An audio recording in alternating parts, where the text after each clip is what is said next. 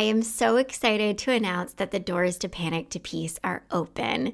This is my signature program where over the course of 10 weeks, we meet 12 times live via Zoom, and I walk you through how to actually change your relationship with anxiety, how to get the thoughts, the symptoms, panic, and fears to stop popping up and to stop making all of the decisions for you.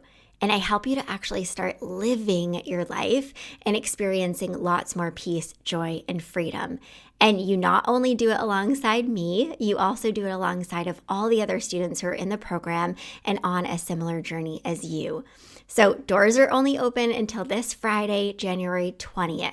And if you want in, all you have to do is head to the link in the show notes and I'll see you on the inside. Recovery is hard because you're either staying in your comfort zone or you're pushing yourself outside of it.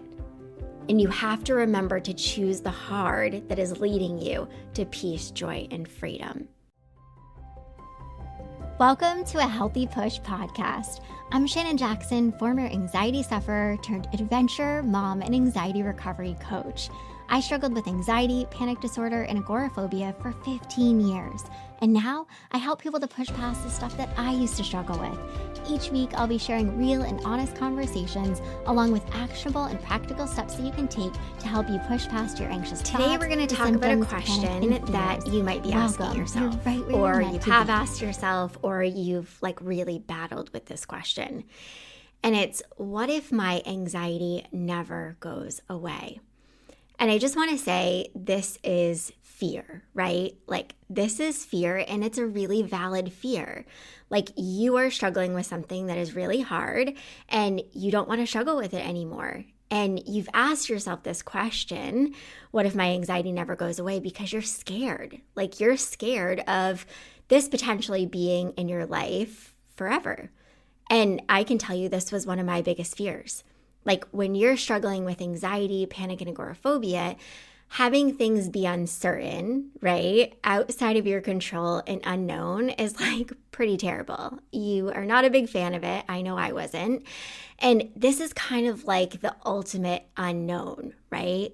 Not knowing if you'll ever heal this relationship with anxiety and not struggle with anxiety. And I feel like I have to say something here that might be a little hard to hear. And it's that you can't know whether or not you're going to recover. You can't know if and when it's going to happen, and you don't need to. We crave this certainty, right? Just as humans in general, but especially when you're struggling with an anxiety disorder, you crave this certainty, you crave this control. I need to know. I need to know that I'm going to get better. I need to know that this is going to go away. And you just don't have to know. You want to know, of course. It would be really nice if somebody could just say, yeah, you're going to recover and here's when it's going to happen and your life is going to be, quote, back to normal and things are going to be great. But here's the thing. So I want to mention two really important things. You really just need to know and believe that recovery is necessary, not that it's possible. We often think we have to know that it's possible. We have to know that we're going to get there. We have to know it's going to happen. And it's kind of we mix it up, right? You don't have to believe that it's possible, but you have to believe that it's necessary. Because when you believe that it's necessary, that there is no other choice, and I have to heal this relationship with anxiety, and I really want to because I want to live my life, and here are the reasons why, that's when you actually take the steps. That's when it becomes less hard. So the second one here is you have to have some blind faith and keep taking action while not knowing, right? And this is really hard, I know, because it just feels I'm just doing these things and I just don't know. And yeah, that's uncomfortable. But that's a big part of the recovery journey. And just because you can't see that it's possible, right, doesn't mean that it isn't possible. So with this question, what if my anxiety never goes away? I really want you to keep in mind that this is fear. And you really can't let this fear cause you to not take action, right? Because if you don't take action, of course, your relationship with anxiety is never going to heal. So I want to jump into some helpful insights and tips. I think that these things are going to be really helpful for you. So the first is I want to challenge you to stop saying, quote, my anxiety. I hear this all the time and I cringe and I can't help it. I'm sure I used to say this too, but I think saying my anxiety kind of allows it to define you, right? And it allows it to define your path. And I really think that you have to let go of this. Like, I think you really need to start catching yourself when you're saying my anxiety and just say anxiety. Like, leave out the my, because if you listen to last week's episode, anxiety is not a part of you. It's just something that you're struggling with right now. And you really have to stop labeling it as my anxiety and, I'm just an anxious person and all those things. So I think this is the first one. Just really challenge yourself to stop causing it to define you and really be a part of you. I want you to let go of that. Okay, the next is I want you to really acknowledge and honor the fact that you have a choice. So I know that this one can be really hard to hear and it might be a little bit triggering because I feel like if somebody had told me this back when I was struggling, I probably would have told them to get lost. But you have a choice as to what your relationship with anxiety looks like. And you really have to take control and responsibility of your recovery. And I know how much it often feels like you don't have a choice, right? When you're struggling with something that's so hard, like anxiety, panic, and agoraphobia, and you're constantly coming up against the thoughts and the feelings and the symptoms and panic attacks, it can all feel really big and scary and overwhelming and like it's just going to hang around forever, especially if it's something that's been in your life for some time. And you might find yourself saying, I've tried everything and nothing's working. And this just I just have to accept it, manage it, cope with it, whatever it is. And I know I used to say this all the time. I've tried everything.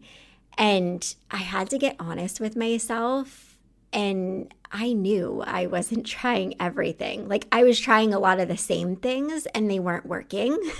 And I wasn't being honest with myself that the things that I was doing wasn't very healthy and they weren't very helpful. So when you say, I've tried everything, I really want you to get honest with yourself. Have you tried everything, or are you doing a lot of the same things and a lot of the same things that aren't working? Because the truth is, those things that you're likely trying over and over again are actually reinforcing the anxiety. They're not actually helping it to have less of a presence. But I also want you to recognize, you don't have to do everything. I think we have this idea that the recovery journey means you have to do, and you have to figure out, and you have to problem solve, and you have to make this go away. And it's so tough because I tell my students, my clients, so much of the recovery journey is about slowing down and realizing you have to do less. Pull back on the doing, and you really have to focus more on being and allowing yourself to be and not working so hard to go at it and to try to make it go away and to solve and figure out and all of those things. But of course, I want you to recognize your relationship with anxiety isn't going to change unless you take some uncomfortable action, right? Some imperfect action. And doing this, taking the uncomfortable action, is obviously going to make things more uncomfortable. But remember, this is the discomfort that's going to lead you to what you want more of, right? More peace, joy, freedom, not more anxiety, fear, and panic. So something that I say often that I really, really love and applies here is recovery is hard because you're either staying in your comfort zone or you're pushing yourself outside of it. And you have to remember to choose the hard that is leading you to peace, joy, and freedom. That's huge, right? Because we often stay on this autopilot, this path of doing all this stuff that we've always done, staying inside of our comfort zones, not pushing ourselves, not wanting to feel uncomfortable. And so we try to keep ourselves safe. And we get so confused with comfort and safety. Comfort does not equal safety. And you really can't stay within your comfort zone because that's not keeping you safe. It's actually keeping you quite stuck. So a lot of times people will ask me this question of like, well, Shannon, did you have some big aha moment? Like, did you have a moment that really helped you to like start healing, like really start healing? And I get it. I understand this question, but like, no, like I'm sure I had aha moments. I had plenty of aha moments, right? But I didn't have one moment that then like just caused me to walk down this path, like skipping and believing that recovery was possible. And I got all my shit together and, everything was great. I had to consciously make the choice over and over and over again to heal, especially when I hit those road bumps, especially when things got hard, especially when I found myself like choosing unhealthy habits, like falling back into unhealthy habits and behaviors, falling back into unhealthy responses, like just that autopilot behavior that I was on. So I truly believe if you're like waiting for this moment, like this aha moment or this turning point, like don't wait. You just have to keep making the choice over and over again to heal. And so much of the recovery journey is about taking the steps, like taking the action and just not knowing. Like you don't know truly in the moment what they're doing, what they're leading to. Like, yeah, you have a good idea. You're taking them for a reason, but like, you don't know where they're going to lead. Like, you don't know the exact path. You don't know, when you're going to heal, how it's all going to happen. And you don't have to know. Like, let go of that control of thinking that you need to know that it's going to happen or how it's going to happen or when it's going to happen. And I really want you to also give yourself permission to change your relationship with anxiety. Like give yourself permission for it to actually look differently. Because I think like, I've said, we get stuck. We get stuck in the cycle of like, this is just what it's like. And this is what my relationship with anxiety is always going to look like. Like I'm always going to have the symptoms, the fears, the panic. But you really have to give yourself permission for things to look differently. Like you are not always going to have the thoughts, the symptoms, the panic, the fears. It's just not true. It's absolute bullshit. And this is fear talking. Like just like the question that we're talking about, right? What if my anxiety never goes away? Like this is also fear. It's not always going to look this way. And you have to give yourself permission and you have to remove the limitation that you're putting on yourself. And when I say limitation, I'm talking about the limitation of telling yourself, I'm never going to make my anxiety go away. I'm never going to recover. I'm never going to heal. I'm never going to get better. Like this alone can hugely hold you back. This limitation will hold you back. Like let recovery be a possibility for you. Because why can't you? Like, I obviously can use myself as an example and say, I did it. And I've had plenty of students and clients that have done it too.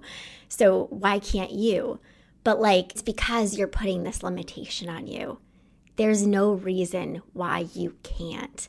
Like, let it be a possibility. And I want to share something too that I think will add some value and be really helpful for you to hear. So if you didn't listen to the episode that I did with Suzanne, a Panic to Peace student of mine who has gotten freedom from anxiety and panic and agoraphobia after 16 years, it was such an amazing conversation. And if you haven't listened, I want you to go back and listen to that episode. But in that episode, Suzanne said something that was so beautiful and insightful. And so many of you reached out and said, I never thought of it like that. Like it's true. And that was just so amazing. So Suzanne said, I was so grateful. Like I realized when I was struggling, I'm so grateful that this is something that I can actually heal from. Like there are things, there are illnesses, there are, diseases, there are things that you cannot heal from, but this is something that I get to choose to heal from. And when she said that, I was just like, oh my gosh, you're so right. And it's so true. And I know how much it can feel like it's not true, but it is. Like you can absolutely heal from anxiety, panic, and agoraphobia. You can recover. You have to allow it to be a possibility. And you have to really get honest with yourself and acknowledge that you have a choice. And you have to consciously keep making the choice over and over again to recover. Okay, I have to talk about this one, but I feel like I'm not going to beat a dead horse because I feel like I talk about this a lot, but it's important. I want you to really acknowledge, right, that you can't make anxiety go away and you don't have to. And trying to make it go away is a big part of the problem. Like, I don't want to struggle with this. I don't want the thoughts, the feelings, the panic attacks. Like, I just want them to go away. But resisting them, trying to make them go away, like, this is the stuff that just continues to feed these things, and it gives them so much attention and it keeps them hanging around. So I really encourage you, recognize when you're trying to fight, when you're trying to get rid of, when you're trying to not face the things and feel the things, and to really practice slowing down, surrendering, like dropping that resistance and allowing yourself to feel the anxiety, to experience the panic, and to not do anything, to like really just let it be. And I know you might be scared, right, of things getting worse when you do this, because when you start dropping the resistance and you start practicing the surrendering and this acceptance, things often do feel worse. And that's because your brain is trying to learn these new ways. And so when you're scared, right, of things getting worse, it might be, the dialogue might be, what if I panic? What if I pass out? What if? And I want you to really slow it down and even ask yourself right now, can things actually get worse? The thoughts, the stories, they'll always try to convince you that things can get worse.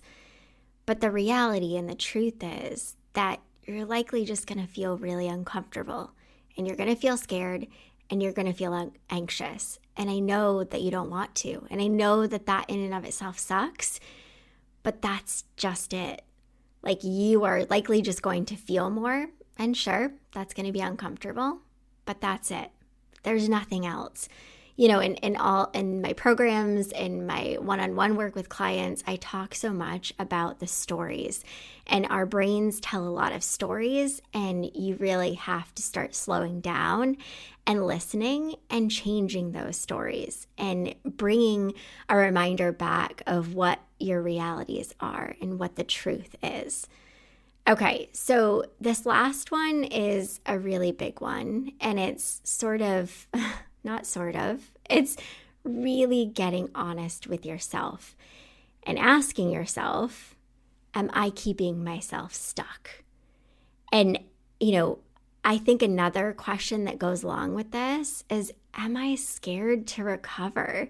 Because I think going back to the question of what if my anxiety never goes away, I think there's a big part of you that's afraid for it to go away, that's afraid for things to look differently. Because the truth is, our brains love familiarity. Like, they love for things to be the same. And even though what you're in right now is so uncomfortable, we can often get comfortable in that discomfort. Like, I know I was so used to my days looking a certain way. I was so used to moving about my days in a certain way. And I was hugely keeping myself stuck because I was just like on autopilot. I was just going about the motions and living my life and doing things how I always did them. And clearly it didn't work. And so I really had to get honest with myself and ask myself, like, what am I scared of? And I was honestly scared of getting better. Like, I was scared of what my life would look like, what I would have to do for my life to look differently, and what would that mean for me? And, you know, struggling for as long as I did for 15 years, it's really tough to do things differently and to unlearn and to move about the world differently. But I can tell you that discomfort that I put myself through was so worth it. It was so worth it. It sucked, absolutely. But I think a big part of the journey is being more aware, like becoming aware and getting honest with yourself and realizing that you might be keeping yourself stuck and you might be a little bit okay with the uncomfortableness. And that's a scary spot to be in because you don't want to be comfortable with it. And you want to push yourself outside of that because you do want to heal your relationship with anxiety. And a huge part of healing that relationship with anxiety is coming to the awareness that you may be keeping yourself stuck and that you could use some support. So I want to mention here that the doors to my 10-week program, Panic to Peace, are currently open. And in this program, I share all the insights, all the tips, tools, all the things that will help you to get unstuck, to take the actions, and to heal and overcome. And I do it very simply. I don't want to make the journey more hard. I know how hard it already is. So I keep things simple, I keep them practical, and I just give you the support and the guidance and the motivation and the accountability. So if this sounds like something that you want to be a part of and you feel like you could use some support, definitely check out the link in the show notes and sign up, and I would love to see you there. We start on January 30th, and you can hugely transform your relationship with anxiety and your life over the course of 10 weeks. And I would love to help you get there. So if you've been asking yourself this question of what if my anxiety never goes away, I want you to ask yourself today, what is a healthy action? What is something that I can do that will help me to create a healthy relationship with anxiety? So until next time, keep taking healthy action. I hope you enjoyed this episode of A Healthy Push. If you want more, head on over to ahealthypush.com for the show notes and lots more tips, tools, and inspiration that will support your recovery. And if you're hoping for me to cover a certain topic, be sure to join my Instagram community at A Healthy Push and let me know in the comments what you want to hear next.